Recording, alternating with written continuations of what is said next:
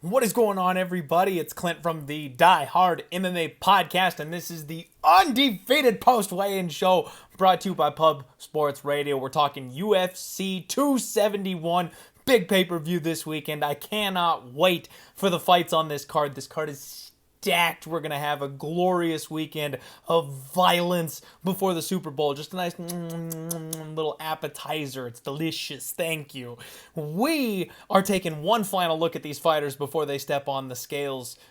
We're watching them step on the scales. We're taking one final look at them before they step into the cage tomorrow, and we're trying to find just that extra little tidbit of value. Did somebody have a rough weight cut? Is somebody looking like they're a little hampered? Are they limping as they get off and on the scale? We're trying to find any little tidbit of information to fill up your pockets, and that's what this show is all about. So let's dig straight on in to these fights. Of course, we had a little bit of a shuffle situation going on. Alex Perez came in 2 pounds over, and then Matt Schnell, for God knows what reason, decided not to accept the fight. So even though they've been booked 4 freaking times and the guy was only 2 pounds overweight, we have a canceled bout because Schnell refused to accept it after the weight miss. Really frustrating and confusing. I wanted to bet Alex Perez there. Maybe that's why I'm upset about it, because I thought I was going to make some free money off Perez KOing Matt Schnell, but c'est la vie. Whole bout order shifts around and that fight is off now, so we're not even going to bother talking about it.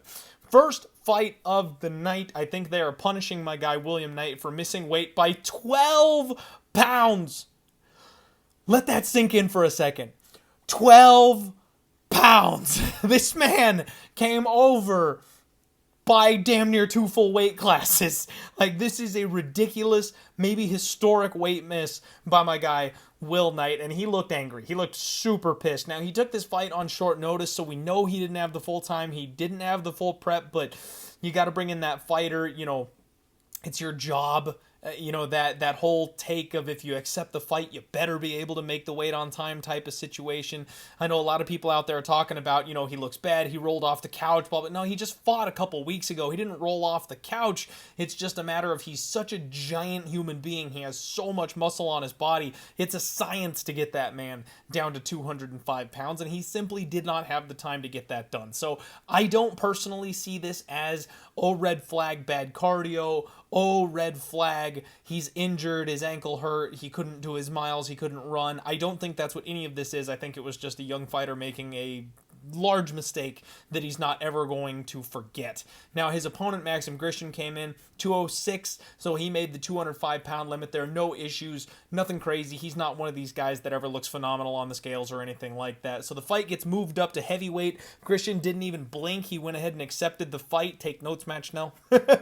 And, man, when these guys faced off, so, the crowd in Texas not happy with my guy Will Knight. They booed the crap out of him when he got up there on scale. There's a big size difference between these guys. I mean, we have seen Maxim Grishin fight at heavyweight before, and Will Knight, for as wide as he is, he's super short. So, he looks like he's the height of a 185er, and he's going up and fighting a guy that could potentially fight at heavyweight, has fought at heavyweight before. That's something that does make me a little bit nervous. These guys were respectful. They were good with each other, so no big deal there. I do have a bet on Will Knight here. I've got 2 units at plus 160 on him already. This is one of those weird spots where I would kind of stay away from this fight at this point. The weight miss, there are questions. I already kind of gave my thoughts on the issue. I don't think it's really a problem for him. And honestly, a fighter with the power and muscle of a guy like Will Knight, you can only think that extra 12 pounds is going to benefit him. Strength-wise, gas tank-wise, you got to think he's probably going to have a little bit of extra juice for this particular fight. But, I'm speculating. We can't necessarily guarantee that. Maybe he is injured. Maybe he is, rolling off the couch a little bit. Maybe he didn't have the time to get in peak cardio condition, so those could all be red flags. I thought William Knight had solid value pre-flop. He's the bet that I made earlier in the week, but because of all the gigantic questions, I can't really suggest anybody tail me on that play at this point. The number's been moved down, obviously, so, Will Knight's about plus 145 or plus 150 in that kind of ballpark at this stage anymore, so kind of a stay away at this point, in my opinion. If you're gonna bet bet anybody, I mean, I would probably still end up on Will Knight. There's a bunch of guys that I trust in the space that are all loading up on Grisham thinking this is just a gigantic red flag and a big problem. I'm a believer in Will Knight. I think he's got the wrestling advantage. If he has a power or strength advantage and that additional 12 pounds on top of it, I can see him just wet blanketing Grisham for this entire time. So again, I would still find this a dog or pass type of situation personally. Next up, we got Jeremiah Wells taking on Mike Mathetha. This is Blood Diamond. They call him Blood Diamond everywhere. You're never going to hear him called Mike. Jeremiah Wells came in at 170.5. Blood Diamond 170 on the dot. Jeremiah Wells is thick. This guy's got a ridiculous torso on him. Massive chest, abs popping, no problems making weight whatsoever, even for an older guy. Blood Diamond, no issues. He looked fine. He's kind of a discount Israel Adesanya looking type of guy. Tall, long, skinny kickboxer. Doesn't seem like he cuts a whole lot of weight. When they face off, height advantage Blood Diamond. Wells, though, again, just thick, this guy. He's not that much shorter. I kind of thought this was going to be a height and reach versus short and squat type of situation. I almost said short and fat. My bad, Jeremiah. My bad. But it's not. I mean, Jeremiah Wells is just a little bit shorter than Blood Diamond, not even by a whole lot, and he's about twice as wide as him. He's like two full human beings. Two full Blood Diamonds standing next to each other is about how broad Jeremiah Wells is. Man, this is a spot that I've been rolling back and forth over this all week. Jeremiah Wells minus 240 with Blood Diamond plus 195. This has got to be Jeremiah Wells. It just, the grappling advantage, the strength advantage, the ring IQ, the experience, like all of it goes to Jeremiah Wells, but he's a bit of a wild man and sometimes does crazy shit. So if he goes out there and swings for the fences and ends up in a slugfest, he's playing right into the hands of Blood Diamond, and we are in the big cage, so that means the strikers, the kickboxers, they're going to have more room to work and move. I mean, I can't necessarily trust this spot. I want to back Jeremiah Wells. I don't like that minus 240 price tag. Maybe we look at violence. Maybe we bet the under in this spot. Under 1.5 would be about minus 150 or so. The only issue that I have there is that you don't finish Jeremiah Wells. So even with Blood Diamond being the awesome kickboxer that he is, I don't expect Jeremiah Wells to go down from a head kick from this guy. And we're not expecting Blood Diamond to submit Jeremiah Wells, who's a BJJ black belt. So if anything, it's Wells doing the finishing. I don't know. This is a spot that I'm really uncomfortable with. If anything, if you want to play Blood Diamond, probably take him by decision. That's probably his best path to victory here. You know, if he can keep this thing at range and piece Jeremiah Wells up and win a decision that way, keep it on the feet, that's probably really the only way that he can go. I'm going to pick Jeremiah Wells, same as earlier in the week, but probably not doing anything heavy here from a betting perspective. Next up, we've got Douglas Silva de Andrade taking on Sergey Morozov. Andrade came in at 136, Morozov 135.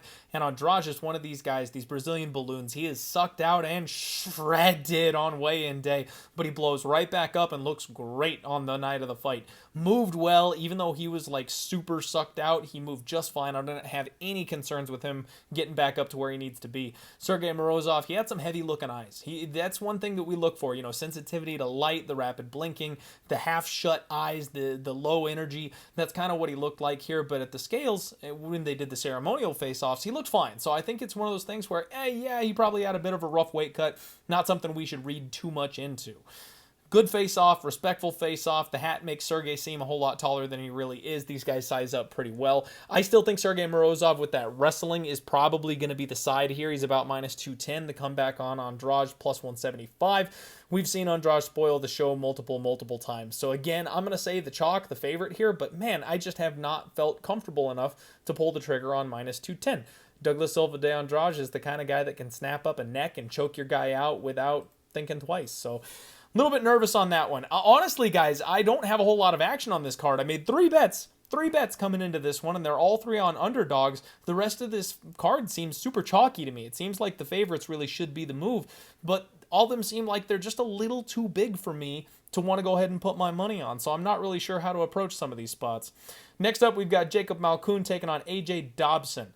Malkoun came in at 186, Dobson 185, and Malkoun looked bored on the scales. He did the whole one hand up thing, like he just looked like he didn't want to be there. Not that he had a weight cut problem or anything like that, because it doesn't look like he did, but no emotion whatsoever.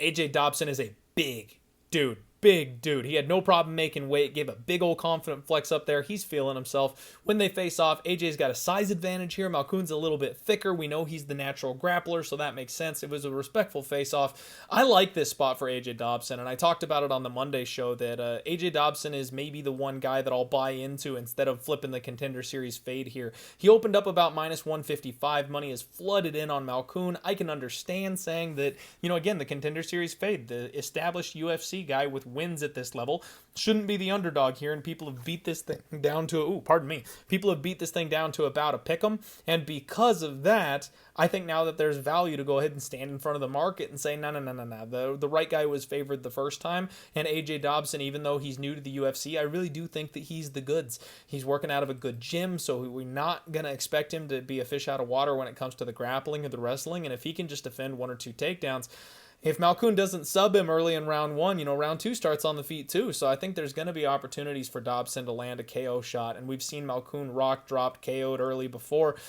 He's not a guy with a ton of experience, and he doesn't have a ton of high-level credentials either. I've been tempted to jump in on Dobson now that this buy low spot is available.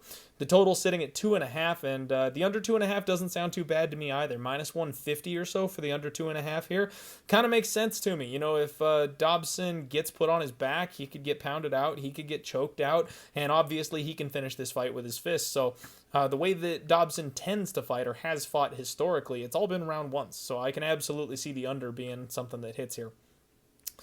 Ronnie Lawrence taking on Mana Martinez. Lawrence came in at 136, so did Mana Martinez. Both guys making weight there. No issues at all for Ronnie Lawrence. Had some abs popping. He looked good, really relaxed on the scales. People were worried about him because of the last time.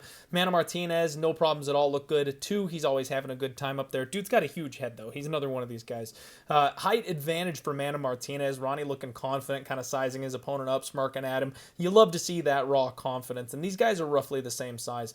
I think this is a Ronnie Lawrence spot. I actually think I want to parlay Ronnie Lawrence. He's about a minus 300, minus 310 favorite right now, and I was gonna parlay him with Alex Perez. That was going to be about a minus 150 spot. Not a bad way to get 2 favorites down to a reasonable price, but that's out the window now. So I think Ronnie Lawrence is going to have no problem with his wrestling here. I don't think Leo Mana's got the takedown defense. Unless he puts him out early and in a hurry, I really don't think that he's going to have much of an answer for the grappling of Ronnie Lawrence. Next up, Carlos Olberg taking on Fabio Cherant. Olberg came in at 204, 1 pound under. Cherant 206, needed that extra pound. Olberg is proof that God does not love us all equally. It is not fair how this man looks, and he looked fantastic on the scales today. Fabio Cherant gave a solid flex. He looked good. He gave a big smile up there too. He's feeling himself for being 0-2 in the UFC. Height advantage goes to Olberg, but damn, Cherant is thick. When they go up there and weigh in next to each other, it's another one of those where you can tell who's the striker, you can tell who is the grappler. Cherant's back is big. These guys actually ended up sizing up pretty well, and I'm happy to see that. I took a flyer, folks. I am on Fabio Cherant here, just 1 unit at plus 210. This is more of a fade on Carlos Olberg. I don't know that I believe in this guy. I know he's supposed to be some crazy high-level striker, but he doesn't have a ton of high-level experience, and if he can't get you out of there with one big shot early, we've seen him fade. If Fabio gets this guy to the ground, we know Fabio's got that grappling, he's got that squeeze, he's got that ground game. We've seen Olberg tire out and give up before, so yeah, I'm taking it, plus 210. Kind of expecting Olberg by knockout, if we're being honest, because Cherant hasn't shown to have the greatest durability, but if he gets the grappling going early, he could look like a minus 500 in this spot, so I'm taking a stab here on the dog. Kyler Phillips taking on Marcelo Rojo. Both guys coming in at 136. Phillips looked great, no problems. He doesn't look a thing like Jesus. Marcelo Rojo came in, gave a good solid flex, confident head nod. He was amped up. He was looking good, feeling himself. Now, a slight size advantage for Rojo, a little bit the bigger guy. Both guys buzzing, honestly. This is one where that energy was kind of crackling between these two. You know they're ready to get in there. You know they're ready to throw down and fight. This is going to be fun. Kyler Phillips is minus 450. You can get plus 340, plus 330 on Marcelo Rojo.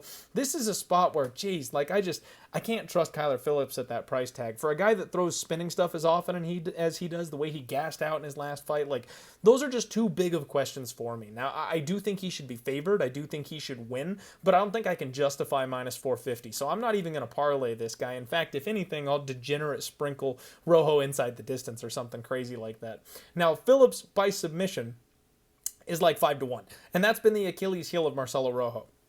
he gets tapped out by pretty much everybody. But that's also like the most popular prop on MMA Twitter right now, and it hasn't budged. So it almost has the alarm bells of trap ringing off in my head, because it seems like the bookies are well onto the fact that everybody wants to bet that, and yet it's not going anywhere. So all of us are playing Phillips by submission, and yet they're still offering that juicy plus 500. So I don't know. That makes me a little bit nervous. I mean, I think Phillips by sub is probably the most likely finish to be taking place, but Rojo's got some heat in his hands. He could always crack this guy, especially if Phillips lets himself get tired, gasses out again, that kind of a situation. Roxanne Modafferi taking on Casey ONeill. Roxy came in at 126, Casey 125.5. Roxanne Modafferi looked fine. No gimmick today. Nervous smile. You could tell she was up there for her last weigh-in. This is a big moment here for her. Casey ONeill looked dialed in. She gave that one-arm cocky, confident flex there. Now, when they did the ceremonial face-offs, Roxy was wearing an All Might wig, and not the All Might that's all like super powered up for my anime fans, but the All Might that's withered, that's worn down. His time is over. He doesn't have his power anymore, and that was, I think, appropriate. You know, Roxy's always trying to do something, kind of sending a message and being funny and being a fan, and I think that nails it here. That this is her last go. This is her last shot, and she's going to be the withered and weak All Might from this point moving forward. But she forgot to go up and show off. She forgot to go up and flex. She gave a point to the crowd, signaling that now is your time. She's passing the torch on to us to carry on that legacy. But she immediately went into Casey ONeill. And Casey, she's not one to back down. She stepped in on Roxy and tried to make her uncomfortable. Roxy actually leaned further in on Casey. Roxy does have a size advantage here in this spot. And I talked about this all week, folks. Roxanne Modafferi, if she is stronger than you, if she has a physical strength advantage on you, she wins these fights. Now, we have seen Casey ONeill make grappling mistakes. We've seen her try to basically rush through her opponents and just run completely through what they bring to the table, and she makes mistakes. She's been reversed. She's been put in bad, compromising positions, and those are the types of mistakes that someone like Roxanne Modafferi will take advantage of. And if Roxy is simply stronger than Casey ONeill and gets her hands on her, this fight is going to end up on the mat. Casey ONeill does everything well in close. She needs the clinch. She needs boxing range. That's where Roxy really thrives as well. So getting plus 300 or better on Roxanne Modafferi, believe it or not, I do think this is a dog or pass spot. I think Casey ONeill's going to be a problem moving forward in her career, but she's still extremely green, extremely untested, and she fought an opponent who makes grappling mistakes and is weaker than her. Now she's getting the opposite. An opponent that's not going to make grappling mistakes, an opponent who is durable, and someone who is potentially stronger than her. So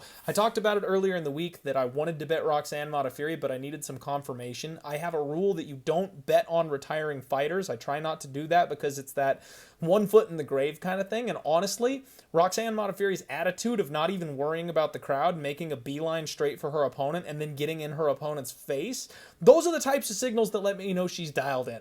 Those are the type of signals that let me know that she's here to fight. She's not here for one last paycheck. She's not here for the glory. She's not trying to get the spotlight one more time. She actually has something that she wants to take from her opponent. And that's all I needed. So I think I'm going to be locking in 1 unit shot on Roxanne Modafferi plus 300. One last ride, folks. Gotta give it the go here. Don't blame you if you're on the other side, and I don't blame you if you're not tailing me. I'm just telling you what I'm doing. Andrei Arlovski taking on Jared Vanderaa. Arlovski came in at 246, Vanderaa 265. So Vanderaa has a 20-pound weight advantage here in this spot. Andrei Arlovski, no problems, casual weigh-in. He waited about an hour late because that's just what he does. He never, he's not one of these gigantic heavyweights. He never really has a problem. Vanderaa gives the the creepy classic Vanderaa wave. You gotta love it. These guys were comparable when they face off, but Jared was wearing flip-flops, so you put them both in shoes. Vanderaa is probably a little bit taller. This was a very blank face-off. No emotion, no nothing. It wasn't overly respectful. It wasn't mean. This was a nothing face-off. There was really nothing to gain from here. I've got a big 3-unit hammer on Jared Vanderaa, and I destroyed this line movement. He's all the way down to about plus 120 at this point. I got plus 165. So, we beat a massive, massive market move here in this spot. There's maybe a little bit of buyback coming on Andrei Arlovski at this point, but I think that volume is king. I think that the 20-pound size advantage is going to matter. I think Andrei is slowing down, and I think Jared Vanderaa is getting better. So, all those things lead me to believe that, honestly, Vanderaa at dog money was my favorite bet on the entire card this week. And that's one of the reasons why I'm having trouble betting other spots, because whenever I find a spot that I really like, and then I put 5-6 other bets on the card, they don't tend to do as well. My favorite bet hits, but it doesn't, dig me out of the hole that I've dug with the other bets I end up throwing on for action. So, trying to kind of stay out of that trap at this spot. But I've got a big hammer on Jared Vanderaa this weekend. Nasrat Haqparast taking on Bobby Green. Haqparast came in at 156, Green 155.5, and Haqparast looked good. Not the crazy shape, good, baby oiled up type of good we've seen him before. Just solid, nothing crazy.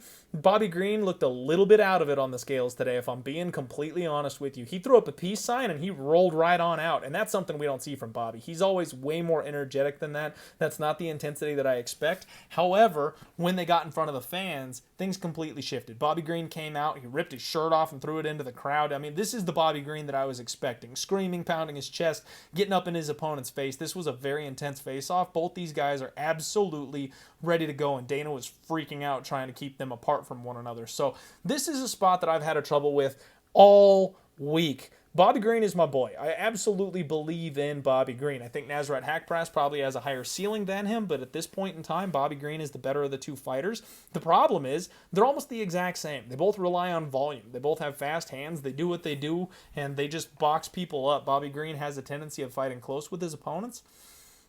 He's laying about minus 145, minus 150 at this point. I was hoping that enough Nasrat love would come in that I could get Bobby at like minus 130 or minus 125.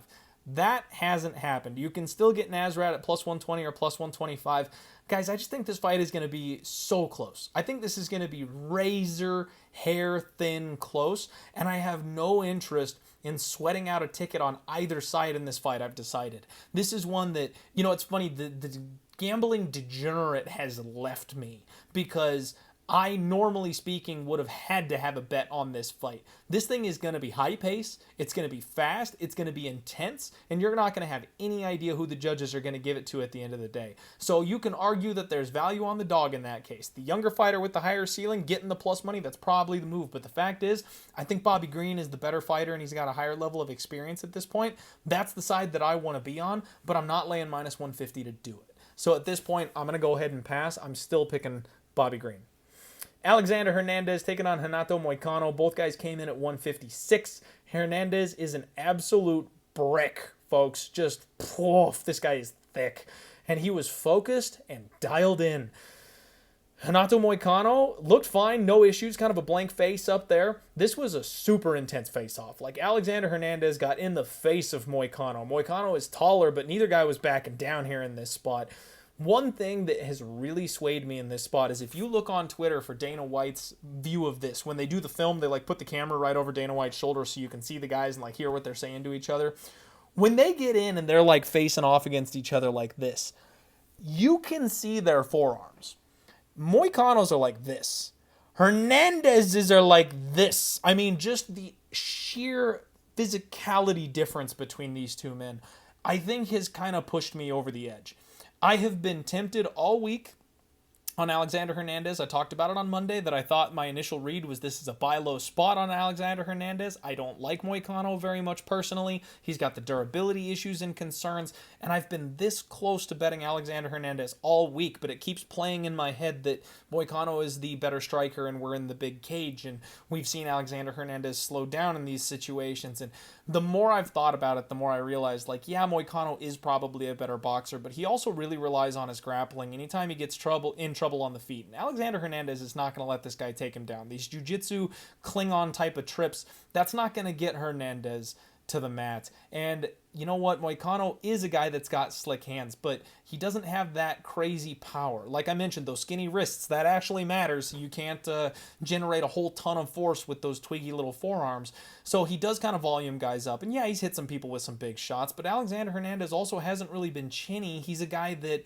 he has been finished by powerful strikers, some of the biggest hitters in the division, or he gasses out. Those are kind of the two options. So if he ever gets to Moicano, if he hits him with anything significant whatsoever, Moicano's going to panic wrestle, and I don't think he's going to get those takedowns, and then he's going to be kind of a sitting duck for Alexander Hernandez. So the more I think about it, the more I think there actually probably is some upside that Hernandez not only finishes this by KO, but has a path to winning rounds and winning a decision in this spot. Not something that I really super want to lean on, but I think I'm going to end up on that side. You can get Alexander Hernandez at plus 140, plus plus 135. Plus 145s are out there, but only like one of them, so it's mostly come down a little bit. And I think I like that. I'm probably going to play the KO prop as well, because I think you can get him plus 275 on DraftKings is what I saw by knockout. That's his most likely path to victory. But like I said, also, I think the wrestling, the grappling, and he might actually be possible in winning some minutes here. So I'm probably going to jump in on Alexander Hernandez, for better or for worse. Jared Cannonier coming up here against Derek Brunson. Cannonier made 185. Brunson made 185.5. Jared Cannonier absolutely jacked. I mean, we've talked about, he comes down from heavyweight. Now he's fighting at 185. No emotion. He did bring his hydration on the stage with him today and started drinking immediately after getting off the scales. But no moving or balance issues. He really should be okay. Another one where that's kind of a sign that if things add up, that's something that you can look to as far as a tough weight cut. But he really is okay. Derek Brunson made 185.5. No problems at all. Gave the Brunson pose that he likes to do. This was a good face-off. When they size up, I mean, Derek Brunson has a size advantage. I mean, this is a spot where he is significantly the bigger man. Now you can see kind of a muscle advantage here for Jared Cannonier. He seems a little bit thicker, but not by a whole lot. This is another spot where I have just been waiting. We got Cannonier all the way down to about minus 155, minus 160, and that's kind of where the market has pushed back, and that's really kind of where I wanted to push back. Right now he's about minus 160, minus 165 in most places, so if I can get him at minus 160 or maybe minus 155, something like that, I really want to play Jared Cannonier. I think that Derek Brunson's panic wrestling is not going to be a tool that he has access to in this one. I think Cannonier will have success keeping this thing standing, and then while they are standing, we know that Brunson has durability concerns. We know Cannonier's got those big, powerful leg kicks, so I do think he can either win, kind of a low-volume striking match where neither guy really wants to get hurt or get overextended, or Cannonier can KO him. I think Brunson's real only path to victory is using that grappling, and I'm not sure that works here against Cannonier. So I am picking Cannonier to win. I'm just kind of waiting on the best price, and it seems like that might have gotten here at this point, I don't know that I'm going to get any less than minus 160 at this stage, so kind of on the fence as to whether or not I want to jump in on that one. Derrick Lewis taking on Tai Tuivasa. Lewis came in at 266, needed that extra half pound, tipping the scales, the big man. Tai Tuivasa, 265. Derrick was the last man to weigh in, and classic Tai Tuivasa, these are some big old boys. There's nothing really to report with these guys on the scales. When they face off, though, they size up extremely well. Tai Tuivasa is not a small man. I mean, this is a spot where I kind of thought Derrick Lewis had an inch or two on Tai based on the UFC stats pages, but when they got face-to-face, they are really the same size. I talked about that athleticism advantage for Tai Tuivasa, the leg kicks, the speed. That all seems to be stuff that's kind of adding up here. I'm picking Derrick Lewis, but minus 190, minus 200, it seems a bit steep. I really thought he was going to have a size advantage, and it turns out he doesn't. This line opened up much closer to a pick'em, and money has come in on Derrick Lewis, pushing him to be the favorite. I agree with that. I really don't want to be late to the party laying 2-1 on Derrick Lewis. When I do my Hail Mary parlay, I will absolutely be putting Derrick Lewis in there as the pick, but Tai Tuivasa is dangerous, and I think at this stage we're probably getting some value at about plus 160 on him, where he's sitting right now. I don't personally like it. I know some smart people out there taking Tai Tuivasa. This is going to be one of those fights where, honestly, I just want a fun fight. I'm going to have fun watching this co-main event. This is not one that I need to really have significant action on because it truly is a coin flip. This one could be over in a matter of minutes. This one could stretch all the way like Francis Ngannou, Derrick Lewis, where you have no clue who's going to win, and it's the boringest fight in UFC history. So I'm just going to watch and cheer for Derrick Lewis. Main event time. Israel Adesanya taking on Robert Whittaker. Both guys came in at 184, so a pound under a piece. Both of them kind of making a statement there. Whittaker was the first one to the scales, and he looks great. I mean, guys, he looks in fantastic shape. Big smiles, relaxed the whole way. You love this new version of Robert Whittaker that we kind of lost there for a little while. Israel Adesanya went up there pinching his nipple. He's, the Izzy Titty situation. He was kind of pinching that side to give everybody that little signal. It looked just fine today. He looked good on the scales as well. This was a great face-off. I mean, we know Israel Adesanya is taller and longer. That's kind of his thing. He's always going to have that in his back pocket. Both men extremely confident in themselves. There is nothing that this face-off or these weigh-ins will do for you differently from what you thought earlier in the week. So if you're in the Rob Whittaker camp, no change today. If you're in the Israel Adesanya camp, no change on the scale today. Guys, go out there, bet this fight carefully. This was a pick'em the first time around, and now Israel Adesanya is a 3-1 favorite. So if you think there's value on Robert Whittaker, I cannot argue that whatsoever. I think that that's legitimately a decent dog shot here. I do think Israel Adesanya is the king of this division. I think he's head and shoulders over everybody else, and I don't think Whittaker is going to have enough success grappling to be able to really edge out this fight. We know he's not going to be able to out-point strike a guy like Israel Adesanya, so he's going to need to knock him out. I don't really see that happening either. So I'm firmly in the Israel Adesanya camp. I don't really want to play minus 300, but hey, I'm looking for a parlay leg. I might throw in Israel Adesanya with a guy like Ronnie Lawrence or something like that to make a two-teamer parlay and bring that price tag down on it. But the one thing that I'm really looking at, I was hoping all the violence bettors out there would, give me a hand betting the under 4.5, thinking that Israel Adesanya is just going to run through Robert Whittaker again. But what I really like here is the over 4.5. I think this fight goes the distance, and we've seen Israel Adesanya be kind of a point fighter before. We've seen him be a guy that likes his head movement, likes to play with his food. And Robert Whittaker, besides the Israel Adesanya fight, has been incredibly durable. He's been a guy that can take the kitchen sink and just keep on coming. He knows how to survive when he's rocked. He knows how to stay in fights. He's using his grappling a whole lot more, which again will eat more time off the clock. I talked about it on Monday, and I kind of sat on it all week. I do think I'm going to play that over 4.5 in this spot, so I'll probably be adding that to my card as well. That is the Undefeated post weigh-in show for you folks. I hope you have a wonderful evening tonight, or if it's Saturday, hopefully you're about ready for these fights to kick off. Good luck on all your degenerate action. Give me a follow at Die MMA Pod on Twitter if you want to see the plays that I do actually lock in and make my official bets. I tweet everything out publicly. I'm on Instagram as well if you want to check there. But basically I speculate on everything for you, and then I lock in my official plays, online. So give me a follow over there. Check it out. Subscribe here to Pub Sports Radio if you haven't already, and smash that like button. Good luck, everybody. Let's roll.